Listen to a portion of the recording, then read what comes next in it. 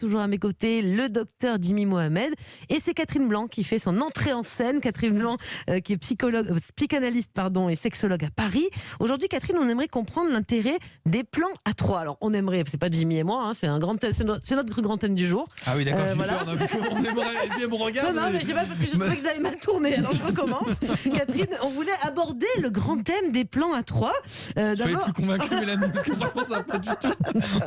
Alors, d'abord, je sais pas, est-ce qu'il y a des règles dans les plans à trois? Nous, on n'y connaît rien, hein, avec Jimmy, il faut être très honnête. Qu'est-ce que c'est maladroit, séquence. Allez-y, Jimmy.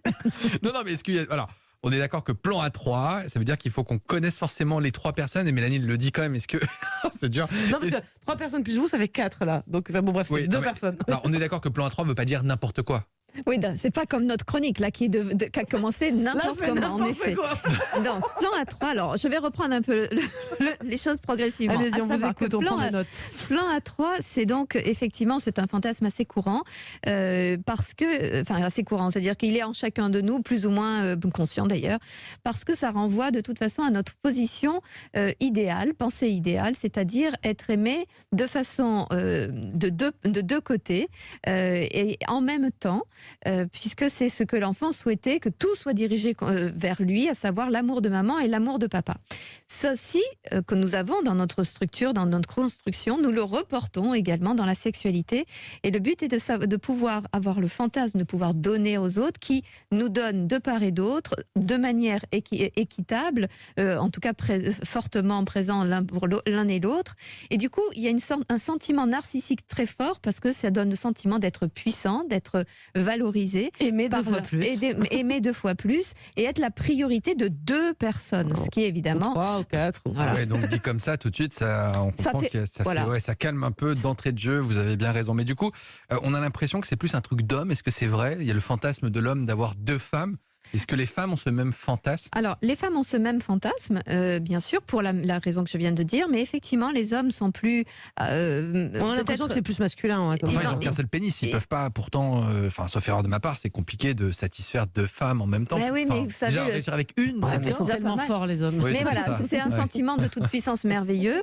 Alors, on disait aussi que, une hypothèse aussi allait dans le sens de la possibilité de pouvoir procréer, donc de démultiplier la possibilité de transmettre ses gènes rapidement en faisant l'amour avec l'une et avec l'autre. Ça, au niveau de la construction, j'allais dire historique et physiologique de l'homme. Maintenant, ce sont des hommes généreux, en fait. Ouais, 2 fois plus pas. C'est ça. Mais si nous en restons à notre époque et à nos urgences, je crois que c'est aussi une façon d'être dorloté par 2 femmes.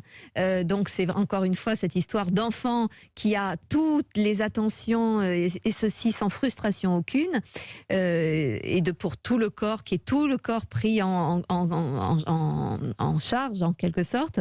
Et puis l'autre chose qui est le sentiment de toute puissance, d'être capable, d'être désiré par 2 femmes et d'être capable de subvenir au désir de ces 2 femmes. Donc c'est narcissiquement quand même très porteur. C'est pour ça que ce fantasme, on le retrouve vraiment très très très souvent. C'est parfois la décision de couples qui sont ensemble depuis un certain nombre d'années, qui tout d'un coup se disent on va essayer d'apporter une petite graine de folie supplémentaire et se lancer dans ce genre de hobby. Enfin, je sais pas comment on appelle ça. Je suis pas sûre qu'ils le mettent en termes de hobby, mais oui, en tout cas d'expérimentation. C'est bricolage, le jardinage, pas les plans à 3. Mélanie, qu'est-ce qui vous arrive? Je sais pas, non, je n'y connais absolument rien. Catherine, est-ce que ça peut quand même malgré tout fragiliser un couple qui pourtant irait dans cette démarche volontairement, chacun, pas forcé l'un par l'autre, quoi? C'est toujours difficile parce qu'une décision prise, c'est toujours prise par l'un des deux, suivi par l'autre. Et celui qui prend la décision, évidemment, est plus en capacité de vivre cette expérience, alors que l'autre a suivi par amour, a suivi par excitation, a suivi pour dire j'ai même pas peur, etc.